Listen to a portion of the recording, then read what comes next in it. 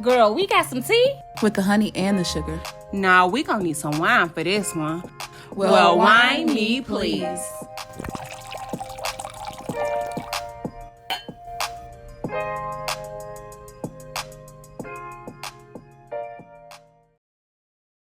Hey, everybody. Welcome back to another episode of the Wine Me Please podcast. Y'all, we got us a special guest with us today. Hey, girl, hey. Hey, girl, hey. Candace, tell us who your guest is. Well, yes. So this is my guest, Sharonda, my friend, former alumni, graduate as well. Also, Greek life friend as well. And so, welcome. Also, host of Take the Compliment podcast. So, plug there. Just take the compliment, Just sis. go ahead. Introduce yourself, sis. I am one half of the Just Take the Compliment, sis podcast. My name is Sharonda. What else? It's okay. Y'all already know I'm Shaniqua, and we already know that's Candace over there. So before we dive into our episode, let's talk about the wine of the episode. Okay, y'all, we got the McBride sisters Sauvignon Blanc. Okay. Candace, you want to go start pouring up our glass for us? Of course. So with the Sauvignon Blanc by the McBride sisters, your first sniff brings tropical fruits, white flavors, and zesty citrus. Then things get luscious. Oh, okay. Things get luscious. We love that word. With luscious. a mouthful of passion fruit, mango, Fuji apples, and key lime. Okay, y'all. They say it pairs well with fresh oysters, sushi, salad with vinaigrette, or stir fry. 12.5% alcohol, because y'all know that's important. Yes, very important. That's the best part. And so for our charcuterie, we actually have salt and vinegar chips, because in my research on Sauvignon Blanc, it says that salt and vinegar chips actually goes well with it because of the vinegar that's in it. So let's see what this is about. Can you pass my liquor, ladies? Thank you. Yes. Do we toast? Cheers? Yes, No? yes. Waft it. Okay. Ooh, that do smell good. Don't it? Cheers.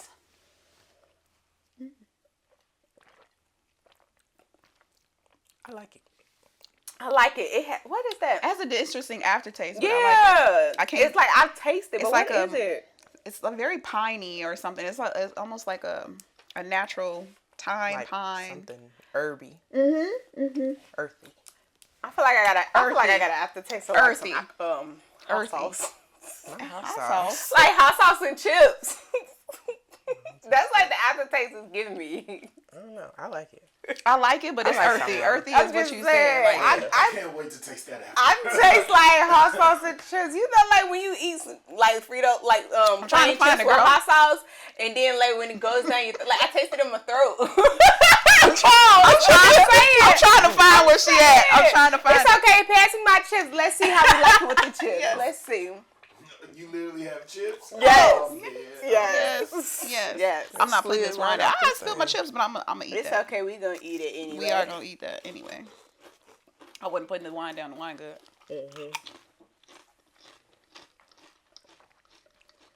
I'm not a big salt like this. and vinegar chip person to begin with, I like salt and vinegar. but I can see why this go together. Yeah, because it tastes good together. I love me some good salt and vinegar chips. Me too. I wasn't paying attention. I can't wait for the next. I'm gonna be going ham on that. I'm a spicier chip. Like I like the hot chips. I like all chips. That's my I problem. like to mix hot stuff with salt and Yeah, I love all chips. I'm a chip girly. me too. Like how some people are candy person. People, I'm not a I'm not candy a person. I'm a sweet chip person. Popcorn, Salt. chips, nuts. Salt. Sweet and savory. Maybe that's what I was tasting. Because when I ate my chips, I could still taste that same different taste. So maybe it's just the vinegary that's up in there. That's probably what it is. Either way, let's get Sis, into if it. you need a refill, just let me know. Cause I'm wine gonna need a busting. refill. Look, baby, she said, "Oh, she ain't come to play. We like her. We like Come her. back. Okay. We like her." Yes, we do. So, while we're here, the reason I invited my good friend Sharonda is we have had similar weight loss journeys, right? Girl, getting on and off that wheel of getting our bodies together, getting on that self-love journey, because I think that's the core of why we, we're getting so focused into our health. But we've had those ups and downs, and with that, it takes I think outside of the physical, it's a lot of mental that goes into that too. And one topic when we wanted to talk about this month is body dysmorphia, and how even when you're making progress with your health, there's still so much like doubt and shame and just being very critical of yourself during that process, even when you're making successes. And so we share a very similar journey and wanted to talk about that. And I know, Shaniqua, we've been on, girl, you at the gym? No, not this week. Not this week. I get back to it when I get back to it. Okay. Right? And so you've been on and off the wheel too. So I know you guys. I'm getting back on that wheel though. Y'all know. I got on the scale this morning. It wasn't right. The scale was wrong, girl. The scale was wrong. It's always wrong. It's always wrong. Kick that thing. Absolutely. So you've been a big motivation because you've gotten passionate about running. So how's that journey been? I've always wanted to. I hate the term runner because, you know, she's a runner. She's a track. Yeah. Like when you hear a runner, you be like, yeah. Pause. I've always wanted to be like that girl running, you know, on the lakefront. You be driving past people like, ooh, I should be out there running too. So 2018, I decided I wanted to do the hot chocolate run. And I actually reached out to the person that I do the podcast with. I did not know her. I knew her husband. And I was just like, hey, can you ask your fiance, you know, if she would be willing to teach me how to run or coach me or whatever. And he was like, yeah, I'll ask her. So we met up at the track one day and we became friends and I started running. I've completed 2 half marathons and a bunch of different other runs, and then I'm signed up for the Chicago Marathon next year. Running is hard. It's tough, but it gets the weight off. It's a good way to clear your mind because it's just you and nature and your legs and your lungs. Girl, everything. I was going to say your whole body, but so this whole runner's high thing, because I don't believe in it. I ain't never reached it. It's real. How do you, like, what mile, at what point, how did you get the consistency going? Because I think running consistently is a hard thing for anybody to really get into. I really like running, especially for the summertime, because in the summer, all you want to do is be outside, drink, eat, and kick it. And then I know I lose my, routine of working out. So if I know I have to train for a race, I'm still going to at least run. I would say the high doesn't hit to after 3 miles. The first mile is usually hell. But I would say after 3 is when you start to really lock in. Bless your heart. I was just going to say God bless your ministry. Because my shins hurt just talking about it. My legs be itchy. Do your legs itch when you run? Or when you first, since you almost like a pro at this point, when you first started out, were your legs itchy? I hear people talk about that. I don't experience the itch. It be my lungs. Just the breathing and, you know, trying not to go too fast so you don't tire yourself out too early. Right. But no, I never had to. Because you had to really learn how to practice proper breathing, right? I'm still learning proper breathing. And that's what I really want to focus on when I'm training for the marathon is getting stronger, getting faster, and pacing myself. Right. Yeah. Yeah, because I know, even when I'm just, at the gym working out, my breathing be because I got to remember, in through your nose, out through your mouth, in through your nose. But, I'm such a, I usually just breathe through my mouth all the time. Yeah. And I'm like, okay, come on, we got to do these next reps and sets and all the other stuff. So, talking about running, child, I'm dead. Call the ambulance. I saved my cardio for last just for that very, very reason. Because I used to do my cardio first, and that was dumb. And then go weight lift or whatever and had no energy left. But I saved the cardio for last for that very, very reason. Because, no. I do my cardio first. Yeah, I do mine first. But I only do 5 minutes on the elliptical to just warm up. And then I do the workout. And then to end it, I do 5 more minutes on the elliptical. And then that's that. See, I heard that it's best to do your cardio last if you're doing weightlifting because you want to exert all of your energy into being able to do your power lift. Basically go full out with your lifting. If you do your cardio first, they're saying you exhaust your body a little bit. You're not going to lift as heavy as you It's crazy because I've heard the opposite. Exactly. Somebody lying. Okay. But that's the thing too. I think body type so too. much I think that too is I think it depends on body type, and that's part of the conversation is how many trends have we been through? How many diets have we been through? How many do P90 this, do HIT this, do this, all these trends that we've tried that have been very discouraging, I think, for a lot of women trying to do their health journeys, not really realizing like your body type not fit for certain things. But they don't educate us on that. They just make you kind of feel bad about whatever weight you are, and tell you to figure it out. Yeah, I think you just have to figure out what works for you. I don't think there's a wrong way or a right way to do anything. It's just like me. I don't enjoy cardio, so I'm gonna do it first to get it out the way. I get on the Stairmaster every time I work out. I hate it, but it works. 30 minutes, dying, but. Like I said, you got to do what works for you. I don't think that there's a wrong or right way. No, I don't think there is either. Me neither. I hate cardio too, and that's why I do it for last. Because I be like, whatever I got left is what's going to that. Like, you get whatever I got left. Whether it's 10 minutes, 5 minutes, you just going to get whatever's left. It'll be me. But I'm going to do an hour here lifting these weights, though. Fair enough. So, but yeah. What has been the most successful for you in your weight loss journey that you feel like has been comfortable for you? As far as... Like, what have you done, I guess, has running been the most successful thing for you, or what have you implemented, and I think... What changes have you made over the years? It's a lot of trial and error. I think the best thing for you to do is to do something that you can sustain. A lot of people be like, well, you know, I want to drop these 20 pounds, so I'm going to do no carbs. I'm like, can you sustain no carbs? If you can't sustain it, don't do it, because you're going to lose this 20, but then you're going to gain 35 back. So just finding what works for you, being consistent. I think it's good to have accountability partners if you have people who are really locked in.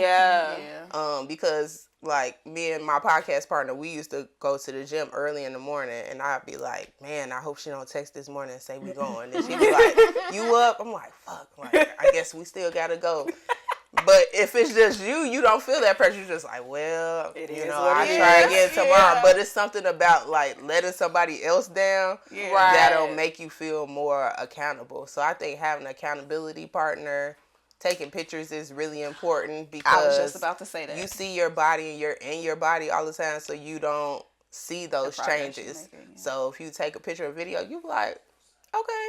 We looking good. And that's what I was just going to say. That's why I feel like posting on social media, like, even if you don't care about if anybody else likes it or sees it, but like for you to post it, that's you keeping track of your journey. And then sometimes some people be keeping track of your journey too. They be like, oh, okay, sis. And then I've had people tag me when they working out. They like, okay, morning grind tag. You like, oh shit, I got to get out of bed because they didn't tag me, and now they hold me accountable. Like, it's like, people are now watching.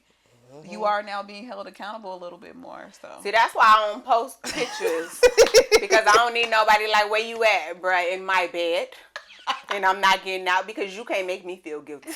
I don't feel like it. My body hurt. Not today? Nope, not doing it. It's cold outside. Even if it ain't cold, leave me alone. It's too hot. I be needing to push. I be needing a little bit of push. I be needing a little bit of guilt, because otherwise, yes, I will lay there. But I ain't shit though, because I go to the gym and then I'll text my husband like, get like me, nigga, let's go.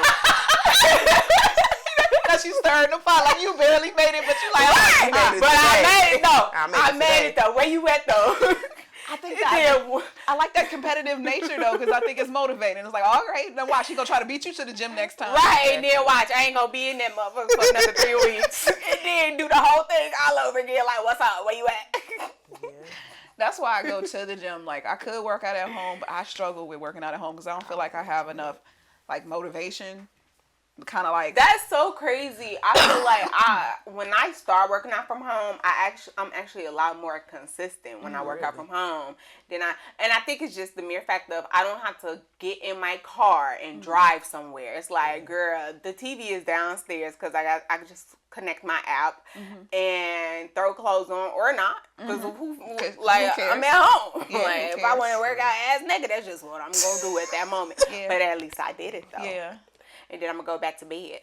See, my gym is like literally like 5 minutes. I could literally walk to my gym, so it don't be no excuse. Yeah, it don't be no excuse. Me too. My gym is right outside this damn subdivision. Y'all pass it every time y'all get here. Well, damn. I just refuse, you know? See, no. I'm trying to be more consistent, and that's the problem. Do you find that exercise is more problematic or nutrition? Being consistent, exercise and nutrition. Like, which one is harder? Yeah. Nutrition. It's easy to go to the gym, but if you put some potato chips in front of me, I'm going to eat them. You give me a drink, I'm going to drink it. Every time. You give me a drink. I feel like exercise is harder for me. Yeah, me too. Cause I can do my eating correctly. Like last year we was doing like this whole no carbs. So I literally like came home one day, grabbed all the carbs and threw it out or gave it to people. And we was good for like 4 months. Yeah, and then we slowly added carbs back in a little bit.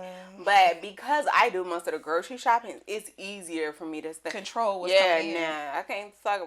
My husband, he go to the stuff. I think he be eating stuff before he get home, but it's okay though. Check the pockets of the cars. No, I don't have to do that because he's so silly. He just throw it in the damn kitchen garbage can. I be like, I come upstairs like, so you had cookies today, huh? You don't even try to hide it. That part, he be like, what? I ain't had no cookies. Yes, you did. I saw it in the garbage can. Or I saw it over there where your work clothes at. You ain't put everything sticking out out. the pocket of your. Hello, it's in your lunch bag. I caught you, my guy. I caught you. See, no, I don't even buy the stuff. That's how I can control it. Cause I don't buy it. And even when I do buy it, I can control it because I'm good with moderations with stuff like that. Because my mind, at the very least, I've trained my mind to be like, put it in Ziploc bags to break it up so I can just grab a bag and go. And not have them in a hidden place so it's out of sight, out of mind. That I do. I put stuff where I have to get a chair. Or if I'm really feeling like I can't control myself, I put it in the garage. Yeah. Because is it that deep to go outside? Right. That's next level right there. Unlock the door. Because my garage is not attached to my house. Oh, yes. You smart. You is smart. That deep. You smart. You is smart because, baby, my garage is attached to my house. So I'm just going to mosey my little ass grab a snack every time I came home from work. That's really the only problem was like trying to grab a snack every time I came home. That's my reward. Like I would just sit there and grab a snack every time. Nope. Hilarious.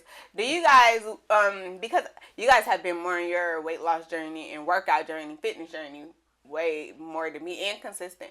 Do you ever feel like, because I know we was talking about body dysmorphia, do you ever feel like you know that you've lost the weight, right? Mm-hmm. But then now you're like, but I ain't really lose no weight. And like you haven't gotten the clothes that fit your new weight. Like you still in that mindset of like, no, I'm really 200 pounds, but in reality you 150 pounds now. Yes. Yeah. I struggle with that a lot. Mm-hmm.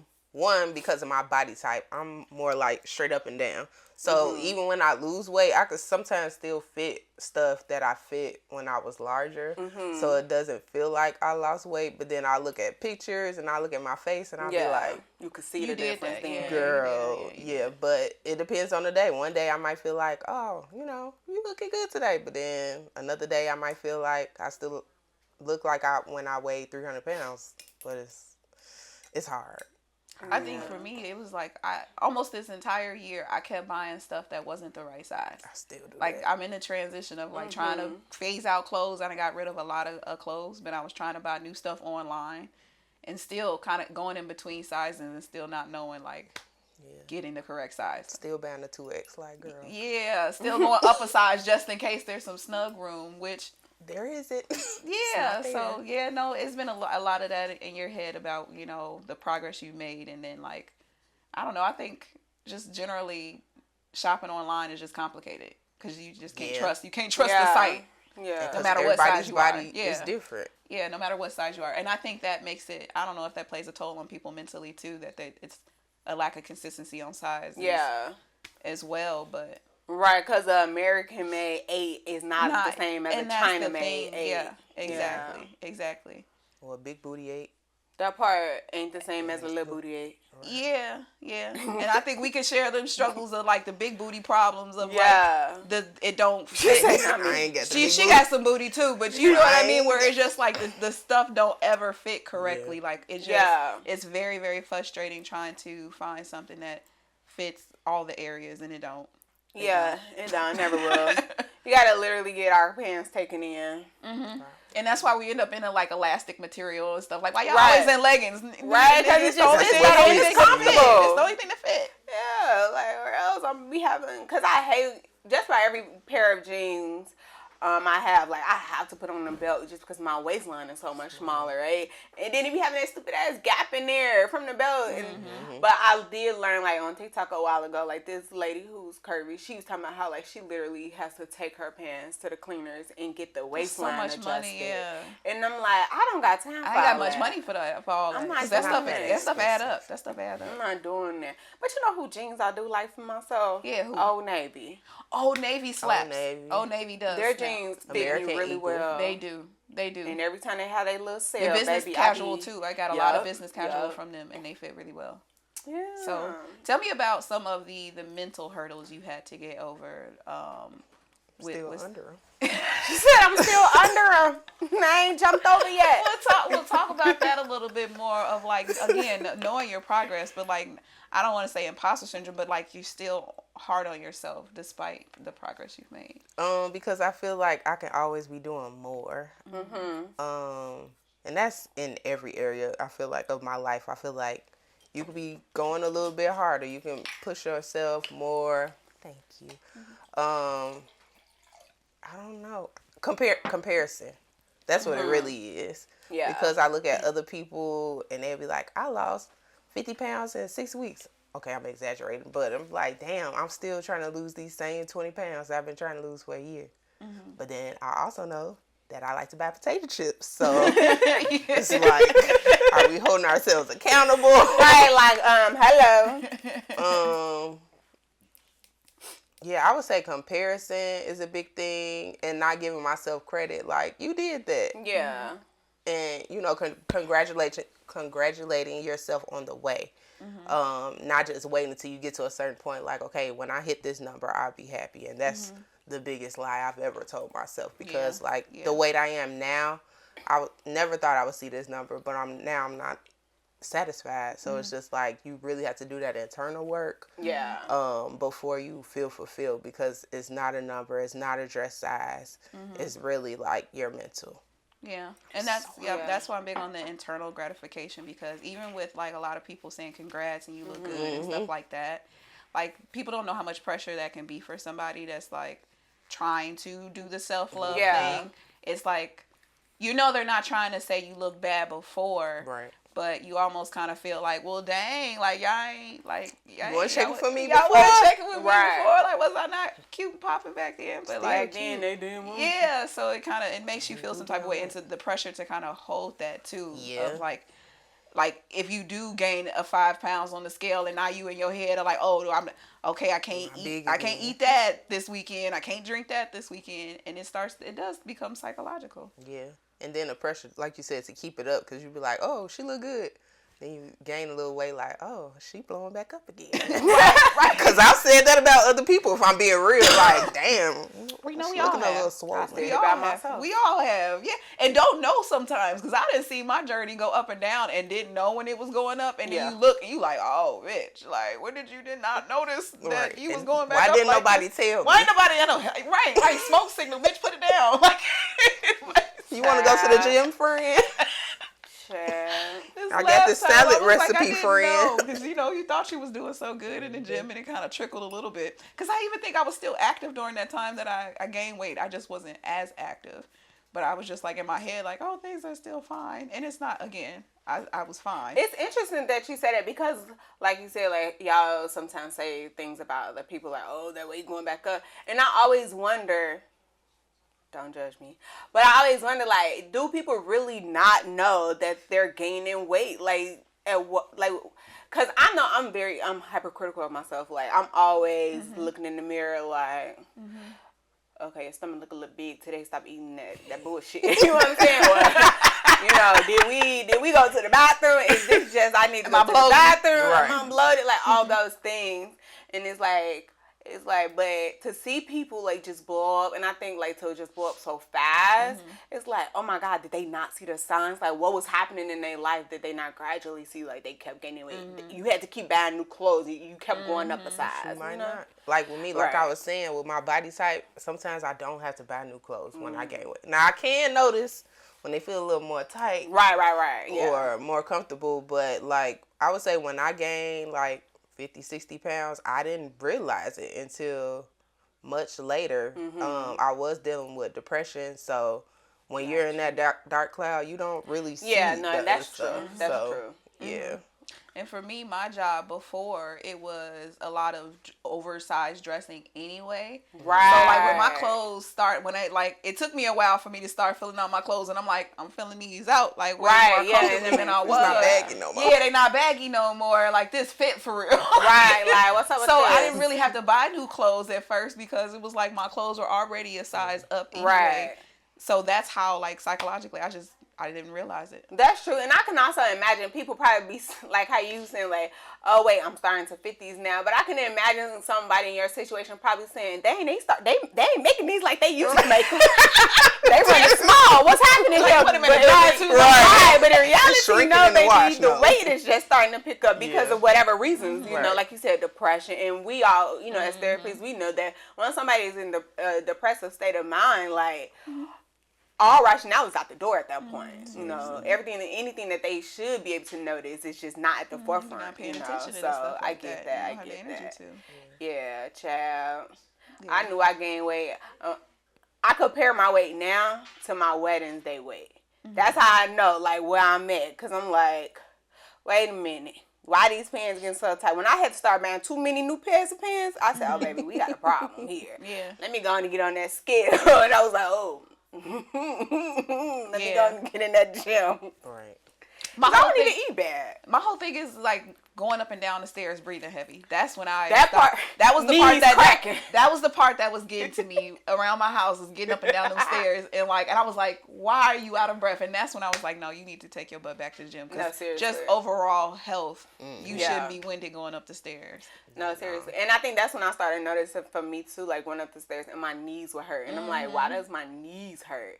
Like, I ain't got that many damn stairs in this house. So why is my knees hurting?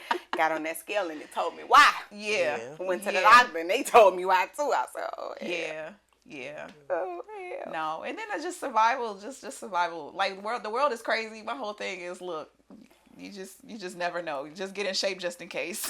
just get in shape just in case. You might have to do some running for real. Shit. That part. I ain't gonna run that far now. Come get me. I'm gonna run to a very It's the specific place. apocalypse. He said, I'm going to a very specific place. I'm not going nowhere. Don't you dare follow me, because it may not end well for you. So the self-love journey, where do you feel like you're in that place? Like, where do you feel like you're at in that self-love journey? Still at the beginning. Still at the beginning? I don't know.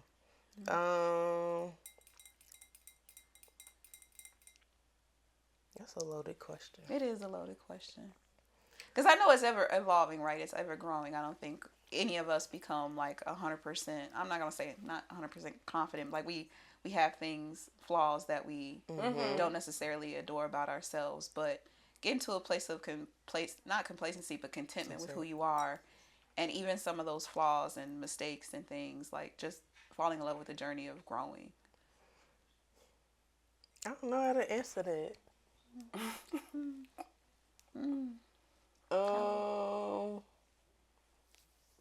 I think that a big part of self-love is embracing who you are now and not feeling like when I hit this certain, like if it's a certain thing about yourself that you're insecure about, like once I clean this up, then I'll be, happy with who I am. I think it's important to embrace your flaws. Yeah. And work on them. I don't know. Do you feel like you're in a more secure place with yourself, right? Like, yeah. And I think like assertion, like being able to assert yourself, boundaries, all of those things are a lot of your self-esteem and security. Do you feel a lot more confident, like who you are and asserting who you are? Still working on that. But in certain areas, yes. I feel like when you're more sure about yourself and you love yourself more, you tolerate less bullshit. You don't let people talk to you any kind of way, or you carry yourself differently. Like I care about, how I look when I leave the house, or I do feel like one of my flaws is I don't really stick up for myself. And that's something that I still struggle with. And I feel like once I assert myself with my parents, then everybody else can go to hell. Like, well, that part, that'd be the hardest part, though. Like once I feel like I conquered that, then I'll feel more better. But I don't feel like I stick up for myself enough. Like I would for somebody that I love. And I love me. And I was gonna say, do you stick up for other people, or is it just yourself? You feel comfortable sticking up for other people? For other people, I'm a rad for my people. Yeah. But for me, I'd be like, well, maybe they didn't mean it like that, or maybe they were having a bad day or something like that. But I don't rad for myself like I do for others, which I think is a problem. Okay. Do you feel like the people that you ride for, do you feel like they would ride for you the way you ride for them? Absolutely. Okay. Yeah. And they not motivating you to ride for yourself? They do. Oh, okay. You just not They listening. be like, girl, right you got to open that throat chakra. I'm like, I know. I was going to say, blocked. I always be telling you pop your shit. I'd be like, You do. Because your YouTube page, I'd be like, where's the next episode, sis? I'm waiting. Hey, I did like 3 videos this week. Trying. That's good. That's good. Excuse me. Okay. Do y'all have any last minute tips or advice y'all want to give to our audience about, just self-love, self-worth, weight loss journey, anything like that? Do what's sustainable. There's so much information on the internet that'll tell you this is wrong, do it this way. Trial and error, but like I said, do what's sustainable. If you like to walk, you can lose weight just by walking. I used to love walking. Yeah. I feel like if I was in a warmer climate, like a consistent climate, Texas, Arizona, something like that, I would walk all year round and make that a routine. Yeah, so if you want to walk. Yeah. But don't, when I was in this weight loss challenge, the gym was my life. Like, I was in the gym 3-4 hours a day, and people were like, you want to go out? Nope. Because I didn't want to go out and drink and eat because I was scared I was going to gain weight. You want to make sure that you have some type of balance. Yeah, absolutely. Yeah. Do it sustainable and just don't overcomplicate it. It's really, weight loss is hard, but it's simple. Yeah, that's all I would say. I think the only thing. Oh, go ahead. I was gonna say the only thing I would add is that if you do feel like you're doing everything you possibly can do and you're absolutely not seeing a change, go see a medical professional. I was gonna say that to you. Yeah, because it could just be something else that's happening that's blocking your progress, and we just don't know it, right? Yeah. I was gonna say I know medical professional, but I'm also a big holistic health advocate. So I was gonna say I don't know if people are familiar with Ayurvedic health. They do more of personal body assessments of what nutrition is good for your body type. Yeah. Doctors usually just kind of do a very general assessment. Ayurvedic practitioners actually look at your body type and more of on a DNA genetic level and what your body needs. Also, don't compare your journey to other people. I think we said that is your journey is yours, and just kind of focus on yourself when you're doing that. Don't compare and just kind of go at your own pace. Yeah, especially because sometimes them people be lying. Them people be lying, and it's a lifelong journey. You're changing a lifestyle, not just necessarily a goal. This is a lifestyle change, so just go at your own pace. Yeah. Okay, y'all. We gave y'all some good tips. So before we wrap this up, plug yourself, girl. Plug yourself. Where you want the people to follow you at? Where to follow you? See, my friends have to prompt me because I be like, I don't have nothing going on. My YouTube is Rhonda on the Run. I'm running the Chicago Marathon. So if I could give y'all my link. Yes. If you could donate, that would be great. I had to raise $1,500 before I can run these 26.2 miles. I'm real crazy. You got this. You got this. Just Take the Compliments is the podcast. And what else? Instagram, Rhonda Pooh. Rhonda Pooh with the underscore. No H. RONDA. Okay, cool. Well, y'all heard her. Go follow her. Go check her out. Go check out her podcast. Show her some love and donate to her race campaign. Okay. And as always, y'all know what to do. Follow us on all social media platforms. Share it with your family. Wine Me Please podcast. You know what it is. We're not just a podcast for tea. So wine me please.